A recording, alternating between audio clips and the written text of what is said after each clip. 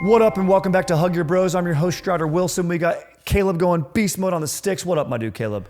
What up, Strider? We got a bit of a weird setup today. I don't have the Hug Your Bros behind me, but you know what? I always got my bros behind me, even if the sign doesn't show it. You always got your bros watching your six, having your back, dude. That's what's up. Also, speaking of your bros being everywhere, Hug Your Bros is now everywhere. We were on Spotify. The YouTube is up. I believe the call-in voicemail system is up and activated. Caleb has given me a for sure it is. So however you feel like you want to reach out to the show, whether you want to write in, call in, DM, can always DM, do it because we want to hear what you have to say. So fired up on that. Give us the likes and subscribes, all that good stuff. That helps us grow, bro, because here at Hug Your Bros, we're about community, dude. Dudes coming together, having each other's backs. And today, we're going to be discussing change. Whether to embrace or not to embrace. To be or not to be. That is the question. Whether 'tis nobler in the mind to suffer the slings and arrows of outrageous fortune, or to take arms against a sea of troubles. If you're listening, yes, I was reading that right there. I don't know that other part.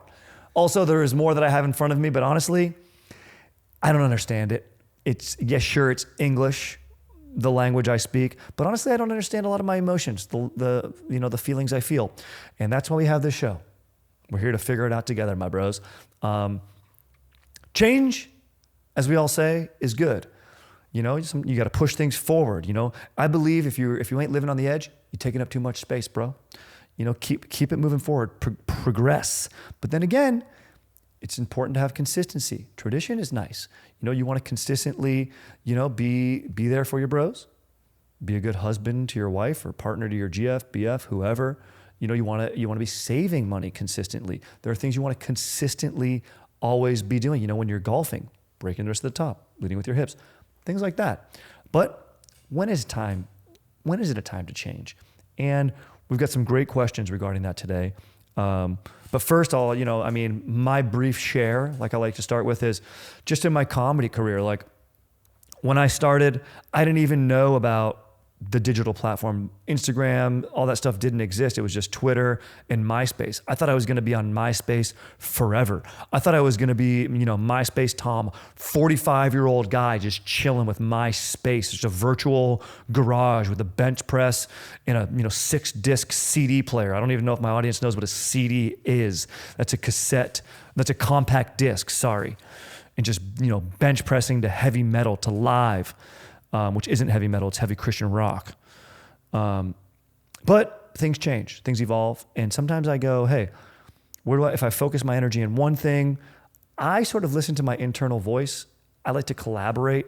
I love that I'm collaborating with my dog, Caleb.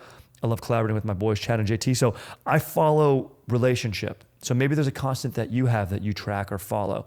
For me, it's definitely not money or power. I don't have either. I have no power. Especially in the sack. I'm a finesse bottom. And that's me being kind to myself. Caleb, what do you got? You got anything you'd like to share?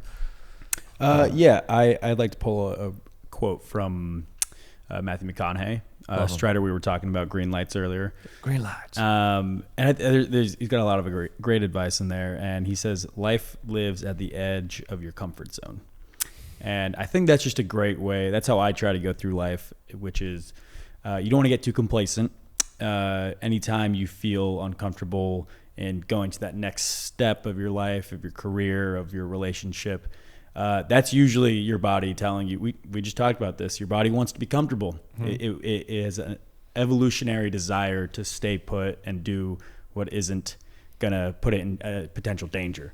And I think you got to embrace that potential danger. And look, could end up failing. You could end up falling on your ass. Mm-hmm. Getting thorns in your face, but there's no way to know unless you take that first jump. So I say embrace the change, depending on the situation. Exactly right. And let's dive into a couple of those situations now. All right, Strider. First question from the mailbag. Let's dance. This person says, I'm in my mid-30s and I've built a solid career, but I'm feeling pulled towards something more meaningful. Am I too late to start over? Dude, I truly believe this. It's cliche, but it is never too late. You can go back to school. It costs money and it's tough, but I mean, 50 isn't too late, man, to start doing something you love or upping your income. And it takes, sometimes you got to take a step back to take a great leap forward. I think that applies to all professions and things, except if you are thinking about getting into an athletic career. At that point, I think it's probably too late. Unless really what you can do is you can do that test, that rookie style test. Just go to a construction zone at night, pull your car over and just throw a baseball as fast as you can past one of those speed readers that show you how fast you're driving in big block letters. And if it's over 90 mph, you're good. But anything sub 90, become a dental hygienist. Become an occupational therapist. Maybe become an electrician. Go to a trade school. Become a merchant marine. Strider, have you seen the trailer for a movie coming out called The Senior? No. Oh, Strider, you would love this thing. Oh, it's probably right up my alley. What's up, Tanner? Tanner's in the house, baby. What up? Tanner just invaded our recording. Come on, Tanner. We give shout outs to bros when they walk into our recording space. Come over, say what up. Yep. This is Tanner. This is Tanner. Excellent to have you, Tanner. Tanner edits a lot of the clips here. This guy's an absolute beast mastermind. Absolute mastermind. Wait, let me get you on the wide here. Excellent. I'll give you the mic. What's going down with you? This is also where the bathroom is, so that's kind of where I'm headed. Before you go to the bathroom, how do you feel about change? Is it good to embrace or not to embrace? Does it depend on the situation, or do you just always mix it up? I think personally, I'm a creature of habit. I actually just had this conversation with my roommate last night, and she was talking about how sometimes I'm a little bit too finicky about how I like things done. And I agree with her. And I think I just was raised as a guy that I like things done a certain way. And the moment it changes, even if it doesn't make it worse, I think it just truly makes me feel uncomfortable. Yeah. And when she said that, I was like, no, you're right, actually. I'm the problem. So I think change is good, but I think I have a problem with it. That's fine. And of course, you're referring to your Rockstar energy drinks that you keep in your bathtub like a cooler. You keep about 36 in there at a time, right? Yes. It's a creature of habit. All right, Tanner, thank you so much for visiting us. Let's let this guy go take a poop. Yeah. Handle it. It's a P. It's number one. It's number one. Dude, that could be like our new version of Hot Ones, where like instead of like getting people uncomfortable by making them eat hot wings, you just like right before they go in the bathroom, like start asking them questions. Yeah, hard take questions. Exactly. How will you solve the crisis in the Middle East? Solve it now. All right, I think I got you in focus there. We might have to do a little more technical developments throughout the episode. But before I was rudely interrupted by resident pooper Tanner, the Senior, Yes. movie coming out. I forget what's the production company that does all like the Christian movies, like Feel Good. Like they just did the Kurt Warner story. Oh, to that's Angel great, Media. I don't know what it's called, but I know that the ilk of You know the vibe. Yes, yes. And I don't know if it's like specifically made for TV style vibe. Yeah, exactly. It's Michael Chiklis, based on a true story, allegedly. That can mean anything. However old Michael Chiklis is, like in his 50s, realized he never graduated high school, and he has another year of eligibility. He was like he was a star like linebacker or something, and he goes back to high school as a senior and joins the high school football team. This is unbelievable. He's a 50-year-old man. Yeah. Dude, every parent should be upset by this. Like if your kid's playing, dude, they should do this, and it should be for like wrestling, and he should just like pin a bunch of like 18-year-old kids. They're in my weight class. Yeah, dude, exactly. All right, I gotta pull up this trailer for you. That's so funny, dude. And We'll cut this out, obviously. Dude, he looks hilariously old. This is so funny, dude. Oh, from the Rookie. Of The Rookie, yeah. That's what's up. This is basically Billy Madison, but trying to be for real. At 59, Mike Flint returns to college football to confront the past and change his future. Hey, they're making fun of him because he got a Walkman. Is it college? No, I think it's high school. Oh, if it's high school, it's ridiculous. If it's college, it's a little bit more understandable. Because, yeah, you see that. Like, sometimes you see, I mean, usually it's not 59, but it's like, you get like a 35-year-old guy. Yeah. Wait, is it college or? Okay, it is college football.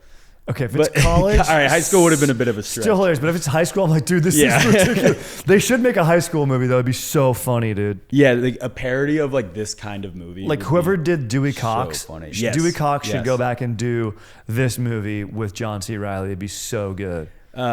Just have him hammer, and his son plays on the team, dude, and he's just tackling his son. The funny thing about these movies is like Rudy is an example where, strictly speaking, yes, based on a true story, but like, was like the whole team like really like hoorah behind Rudy, and like if you watch the footage, like Rudy didn't really get that last sack. Like he was there on the sack. Like it was an incredible story. Like I don't feel like this movie is this real story is like probably as like, you know, it's uplifting of a narrative as it's trying to sell itself to be. But you know, hey, it's a funny, good concept for a feel good movie. Exactly. I'm all for the good feels. I do like that, but it's also hilarious to watch. I will watch this and just be smiling, be like, oh my, like sometimes I love the corniness. Yeah. But dude, yeah, you hear about Rudy and they're like, oh, he actually was like an annoying guy. Like he talked to a lot of his teammates, and then they'd be like, dude, we'd be like, they say the Rudy chant. There's a few of the guys on the team being like, we were like doing it in a mocking way. Like we weren't like actually like Rudy. We were like Rudy. Yeah. Like oh, look at the little kid go. Yeah. Just bullying him, dude. And like they, you know, yeah, bro. Because there are those guys in the teams who go super hard. Like you could injure people. Like he does lay out like Vince Vaughn does have a point where he like lays them out in practice. He's like, what are you doing, dude? Like you want to end my career right now? Well, it's like there's like a shot in this trailer where he's like on the MRI machine or whatever. And it's like, yeah, dude, you're 60 years old going to like play with like people at the peak like athleticism of their lives. Like in one of the most like closest sport we have to like gladiators. Things are not going to end well for you. No. I mean, at the first practice, he just like tears his ACL and be like, all right, that's the movie. Yeah, that's the movie. Exactly, dude.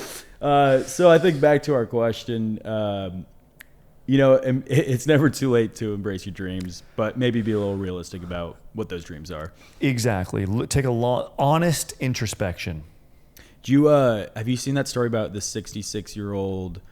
I think he's a college freshman. I forget what school, but he's in the marching band. Oh, really? So that's like a little more like realistic. It's like, yeah, you're not like out there going up, you know, tackling, going head first, you know, getting concussions. But yeah, he's like in school doing classes. I forget. I'll have to look that up as well. But yeah, he's Lawler's done a lot of great reporting on him. He's a beast. I love that. That's great. Let's go. And like his daughter's like, yeah, he just really wanted to finish his degree and loves band and plays instruments and just wanted to be a part of the team again. That's amazing. Yeah. What if he was like on the high dive team? Look, this guy acting here on the high dive just in a Speedo. It's like, no, dude. Yeah, 66-year-old cheerleader.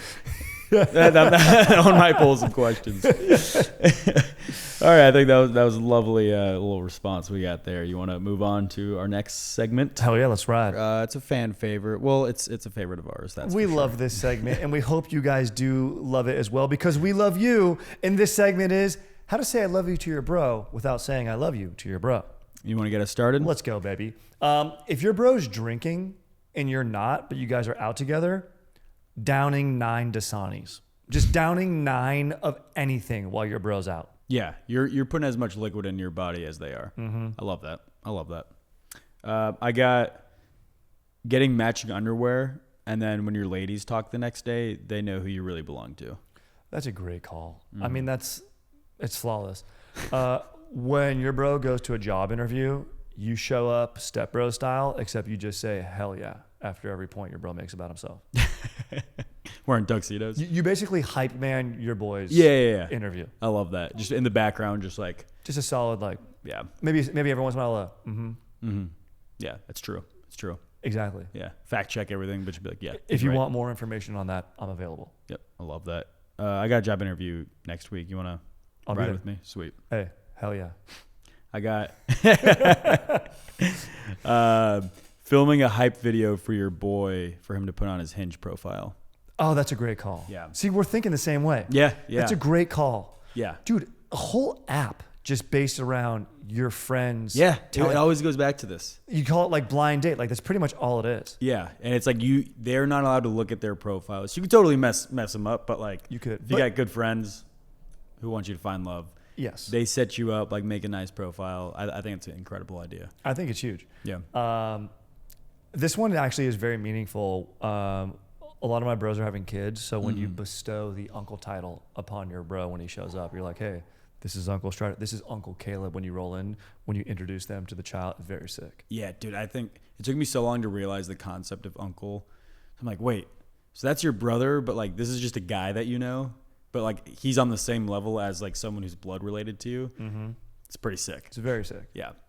I got at karaoke night going on stage with their favorite song and then pulling them out of the crowd like they're a special artist appearance at a concert. Very nice. So you're like, all right, for this song, we got a special appearance. Strider, come on stage. And everyone starts freaking out because they think you're like, you flew in from your last concert appearance, and everybody starts, and then you just crush the song because it's your favorite. This is the best thing I've ever heard in my life. Yeah. So instead of like, so you've kind of signed your friend up because no one wants to sign themselves up. Yeah. So and they don't know. Like, they don't know, but like you sign you're like, I'm going to go sign myself up, and it's just a song that you know they're going to crush.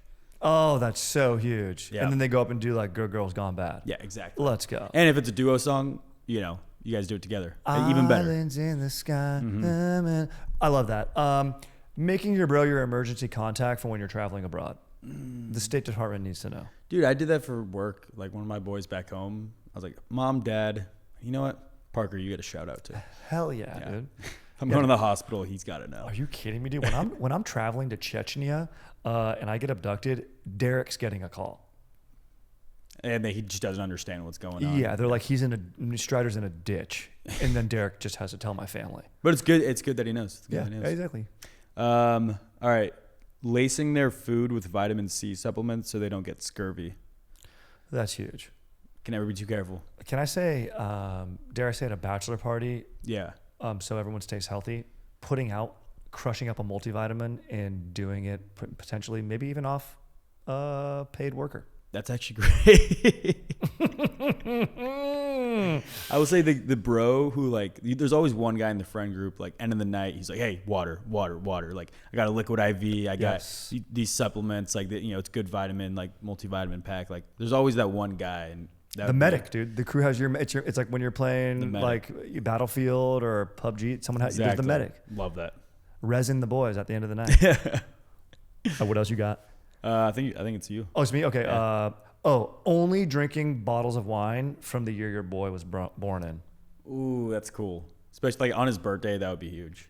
Very huge. Yeah. But I'm saying, even when your bro's not there and when your bro doesn't know. Out of respect. You're just like, oh, I'll take the 92 Chateau. Yeah. That's a little more expensive for you than it is for me. It's very expensive now at the age that we are. Like all the wine. Honestly, even like for me, it's going to be very, very I was going to expensive. say, even a 24-year-old aged wine, but, you know, for you, like a 62, I don't know how old your friends are. Oh, yeah, most of my friends are World War II veterans. Yeah, exactly. So, yeah, they're very old. All right, making them the captain of the pregame, so they control aux, they choose the drinking games, and they set course for the first destination of the night. This is huge. Mm-hmm. This is huge. In a similar vein, you know how like when the relationship gets serious, you give your girlfriend a key to your place? Yeah. Giving your bro a clicker to your garage. Yeah. Get That's the where pop in.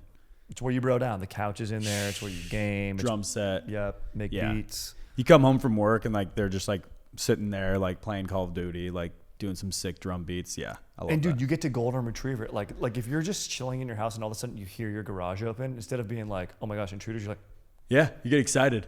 Someone's home? Oh my God, Daryl's here. Yeah, dude, exactly. Dude, my boy Daryl's here. Dude, he's just chilling, dude, in his freaking, I don't know fucking what I was going to say. I got excited. Yeah, and then you walk in, it's just like a guy in a ski mask and a gun. And you're like, exactly. you're not Daryl. He's like, give me your family. And you're like, okay, fine. Fuck. I'm going to Chechnya. All right, last one I got here. Letting them sit next to the hot girl at a baseball game and then paying the cameraman to put them on the kiss cam. That's huge. I mean, that's all-time wingmaning, all-time good bro behavior. And that's a great one to end on. This has been How to Say I Love You to Your Bro Without Saying I Love You to Your Bro. All right, Shredder. Next question we got from the mailbag. This person asks, my wife and I barely talk unless it's about the kids. We've been together a long time, and I don't know if we're just going through a rough patch or if it's over. How do I tell the difference? You got to mangina her. It's the only way. When she's in the other room, you got to tuck your hog and you know, beans back, fold the legs together like Buffalo Bill in Silence of the Lambs, and then you subtly just do a little knock on the door. hey, honey, do you know where the remote is? And she looks up, boom, mangina. If she laughs, you have hope. If she looks at you and says, I don't know, then looks right back down and continues doing whatever she was doing, you might need to get a hotel room or motel room indefinitely. Probably motel. It's pretty sad. What are your thoughts on the getting a dog to save the relationship? No, leave the animal out of it. Yeah. No. Here, I'm fully out on bringing more living creatures into something that's dying, bringing life into what's dying. You know, it's tough. Yeah. Then you got who takes the dog and all this and that, and you're really filling a void. You're filling a void with like a void that's the shape of a square with something that's like the shape of the triangle. It's like it's not gonna fill. Yeah, they don't say how old the kids are, so kind of feels like maybe they're out of the house. Might be an older person, but Yeah. if that's usually if all you have to talk about is the kids and they're not even in the household, probably tough. This is one of those sometimes when you ask the question, that's kind of like the sign of the answer, but when you even have to ask that question, it's like when you make a pros and cons list for your relationship, it's probably a telltale sign that this thing ain't working. It's real hard to walk up and be like, "Hey, do you like me?" But if you do it in the Buffalo Bill voice, "Do you like me?" Yeah. I like me. Oh yeah, I like me. Then they might give you an answer. You know, it might just really get yourself comfortable to work up that courage to have that honest conversation. Yeah. But hey, look, I as a man who's not married nor has kids, nor is in a relationship, so I really have no good. But you've done some manginas. I've done some manginas. Yeah, of course. Come on, brings the boys together. Look, I'm all about saving relationships, and I think some couples therapy, it can work. Just because you're asking the question doesn't mean it's dead, but it means that there needs to be some changes. Yep, 100%. I'd say embrace the change on this one. Yep. Embrace the change for the good. Amen. Don't not embrace change and let it keep stale as it is. You gotta do something to change. Mm-hmm. All right. Mangina is the answer. Next segment. Welcome to our next segment. This is called the Chill of Rights. These are the amendments, Hug Your Bros amendments to the Bro Code. That is the Constitution of Brodom. And the Chill of Rights are the amendments where we update and modernize the age-old Bro Code with, dare I say, more sensitive, slightly more understanding, and Stoke-induced take. Today we'll be discussing Article Bros Do Not Touch Each Other's Hair. Okay. I can see where this is coming from. Everyone has a personal space bubble. It could be slightly condescending. Who are you, Tom Hanks? What are you, tasseling my hair? What are you, a European soccer player where you hug and then you touch my face like this? No, that's a fight here in this side of the pond. But I will say, what about the barbershop? Bros talking, cutting it up, fleshing it out, engaging in civil discourse, sharing, battle stories, whatever it is. I think that's integral to the bros bonding. What about before you go out for a big night? Hey, dude, can you touch me up in the back? Shaving the neck hairs. When I was growing up, I used to bleach my bro's hair. I used to bleach my hair. We put sun in our hair, tangerines. Then we went through a phase where we're like, dude, we're emo now. Let's dye our hair black. We did that. We used to buzz each other's hair for soccer teams. Hey, man, we're all going down to number 2s or whatever. We're going to be aerodynamic. So I think this has to be amended and changed, speaking of our episode theme here, to bros do not touch. Excuse me, I don't know why I can't speak. I debated doing a British accent, that's why. Yeah. But this is the Constitution, so there's no reason to do No, British. absolutely. This is in the spite of the British. Thank you, yes. Yep. Damn redcoats. Bros do not touch each other's hair once the do is done.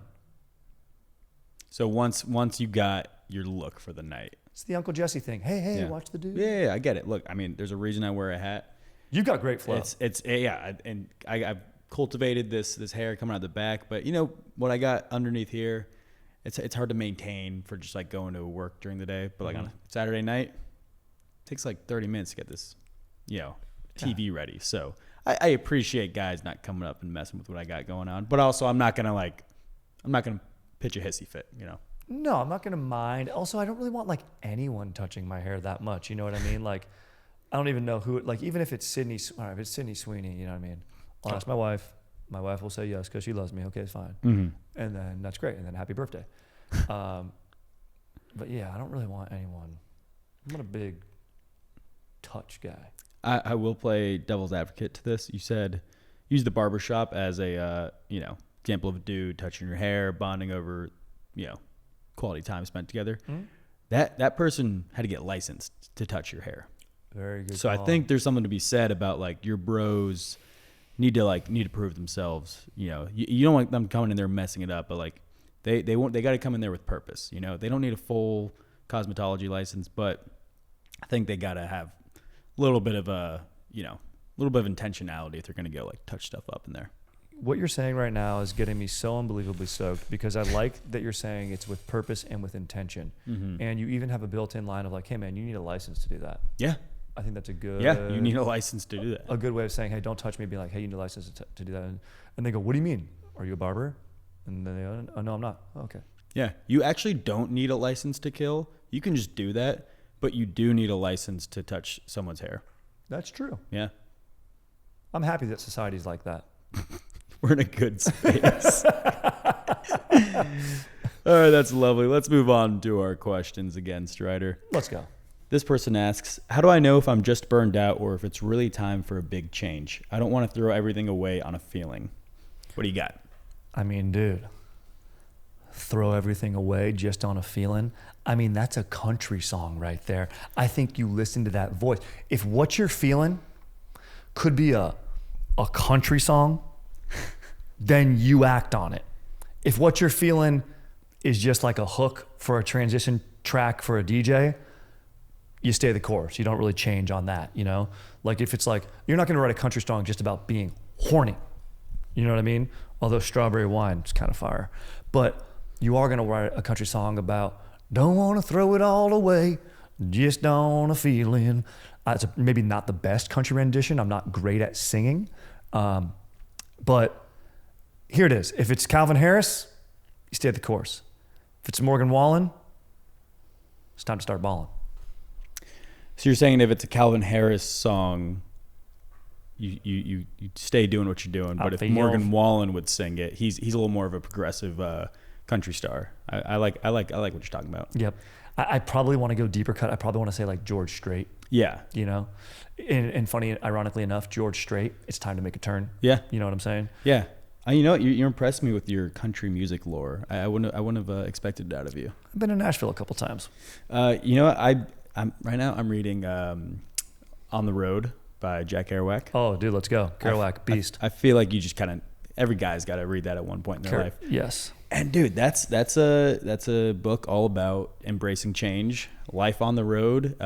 Not as applicable today, but you go out there and you put your thumb up and you just say, wherever the next car that comes that picks me up, that's the journey that I'm going on, and just living life, embracing the unexpected nature of life on the road. 1000%, bro. Because if you got a plan, you better plan on that changing. Yep. All right, Strider, why don't we move on to our next segment? Why don't you introduce it for us? This is one of my favorite segments. This is called Unsung Bro of the Week, where we highlight the dudes that are silently out there absolutely crushing it. The six men, the Jamal Crawfords of the world, the dude who's like, hey, bro, are you guys ready to rock? The Uber's already here. Those guys in the crew. For me, this week, it's Tom Pelphrey. This guy is the actor in the hit HBO series Task. I'm loving it. He's starring opposite Mark Ruffalo, who's an absolute beast. But Tom Pelphrey, dude, he plays a character named Robbie. He's a bro. I love thieves with a code. This is like in Aladdin, you know what I mean? This guy, he's got a code, a Robin Hood, right? He's sort of that ilk of character.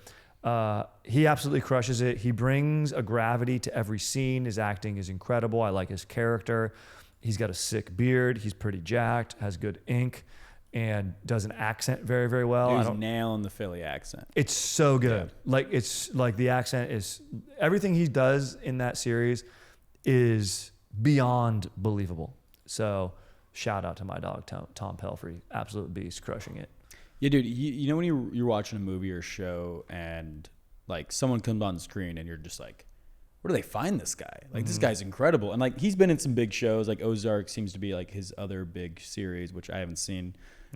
Frankly, I think it's a Breaking Bad ripoff, but It is. It's not built. as good. Yeah, it's 100%. Yeah. But when Tom Pelphrey comes on screen, you're just like, dude, this guy is incredible. Like Mark Ruffalo's great, but like you expect him to be great. It's always the charm of watching like a new HBO series is like seeing these new faces. Correct. Like a Tom Pelphrey, who honestly, you want to see more. When Mark Ruffalo's on screen, you're kind of like, oh, I know his character arc is like, bring me back to Robbie. Bring me back to Robbie. And what his character's dealing with is very like dark, and you're like, Yeah. damn. This show is, it's from the creators of Mayor of Easttown. They're very big on theme, and they're hammering home the theme this year of like parenting and what's good and bad parenting, and the traumatic family, backstory that all these men are dealing with. Correct. You know. Yeah, past trauma is a huge For theme. sure. If you're writing an essay on this show and how that's affected primarily the parent-child dynamic, but he crushes it, bro. Tom Pelphrey, keep coming back week to week just Hell to see yeah. him. Get this guy in a Guy Ritchie movie, dude. That's a Oh, Caleb, yeah. That's a Literally. Caleb quote right there. I stole a Caleb quote right there. I was looking at some images of him, and like unrecognizable, like if I walked across him in the street, like I'm like, who is this distinguished gentleman? Again. Yeah. I love that when an actor transforms. Mm-hmm. Yeah, put a beard on them. Love it. Oh my God, this guy's a completely different dude. My unsung bro, or should I say unsung bros of the week. I've talked about them before. Strider knows them pretty well. It's a band from my hometown called the Ocho. Yes. Out I've of seen them Athens, live. Georgia. Great band. They're up and coming, and they're going on tour right now on the East Coast. And shout out to them, and shout out to all the bands out there just like making the dream happen. And I gotta say, heard some bad news from them a couple days ago because their band that they were going on tour with had to cancel. Oh. So they're kind of like got all these dates that they want to fill. So if you're on the East Coast looking to fill some gigs, the Ocho, check them out. They rip, dude. I've seen them live. They freaking rock. They roll. They've got originals. They will do covers if you need that.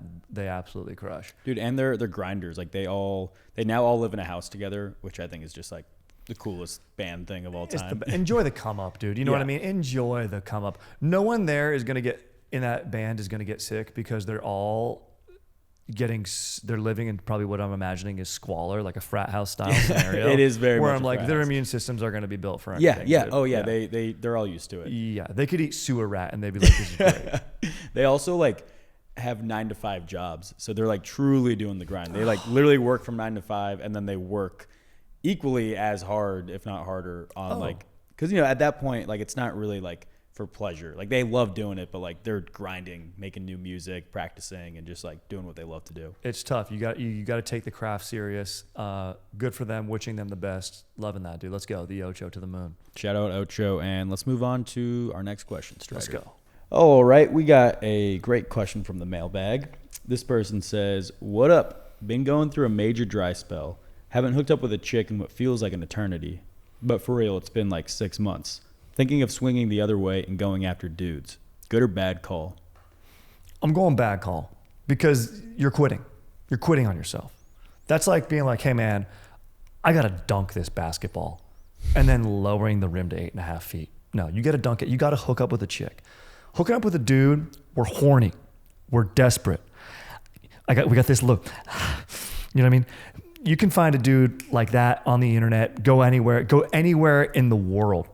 I don't care what it is. The dude who dresses as the rat for Chuck E. Cheese, that guy's horny. You can get that guy to plow you like that. Now, to hook up with a girl, you're going to have to woo her. You're going to have to believe in yourself. You're going to have to make some changes. And I think you need that internal growth. So stay in the fight. And then after you hook up with a lady and you want to still hook up with a dude, head to Chuck E. Cheese. They got locations all over the country. Yeah, that clarity post-coitus. You need that post-nut clarity. You need that post-coitus clarity. Exactly, bro. Yep. Oh, look, I think college is the time for experimentation. Yeah. And I'm not gonna tell anyone they shouldn't swing whatever way they want to swing. But from the sounds of this guy's question, again, it sounds like he's in college. I think this is just a horny dude who's trying to get a quick, bang off. And like you said, stay the course. And 6 months is not even that long of a I time. know 6 months is not long. Yeah, it's like pretty normal time. Honestly, it's like pretty short. It's pretty short. Like 6 months is probably a time where like I wouldn't even be worried about it. Yeah. I'd say like, I think 2 years, then you make the call. Yeah, 2 years is probably more. Like 2 years is probably more normal. Yeah. 2 years is probably regular. Yeah. Honestly, probably all of college.